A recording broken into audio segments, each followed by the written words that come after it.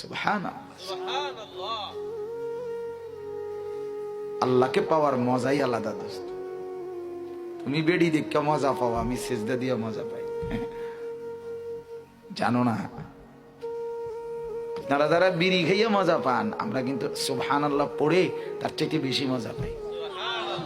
আমরা কি মজা ছাড়া চলি না? কেমন কি বেকুব নি? আমরা কি হারা বছর জ্বর তাইনি, যে কোনো স্বাদ লাগে না?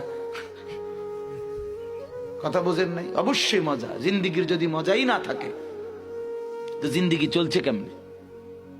কথা বলেন। অবশ্যই মজা আছে। সেজদার মজা আলাদা, গোলামির মজা আলাদা, আল্লাহকে ডাকার স্বাদই আলাদা বেটা। মজাই আলাদা, মজাই আলাদা। হ্যাঁ, আমারে তো ব্যক্তিগতভাবে কত মানুষ মহব্বত করে, অনুরোধ করে, আরেকটু বিশ্রাম করেন, আরেকটু বিশ্রাম করেন, আরেকটু মাহফিল কমান, আরেকটু বলা কমান। এই যে আমার প্রিয় ভাই হাফেজ এরশাদ, কোম্পানিগঞ্জ মোরগ বাজার মসজিদের ইমাম, যে আসছে এখানে আছে, কালকে রাত্রেও রাতের কয়টা বাজে যেন ফোন করছে, অনেক রাত।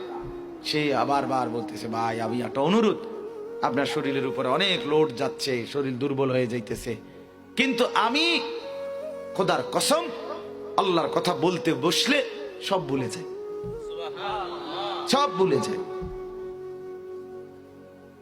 সব ভুলে যাই।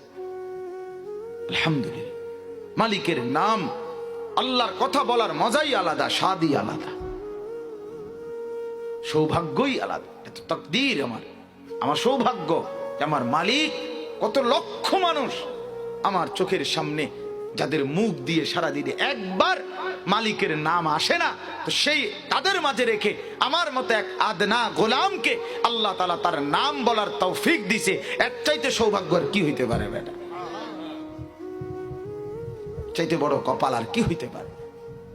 কত নাফরমান আছে সারাদিন একবারও তো মালিকের নাম নেয় না, আছে না?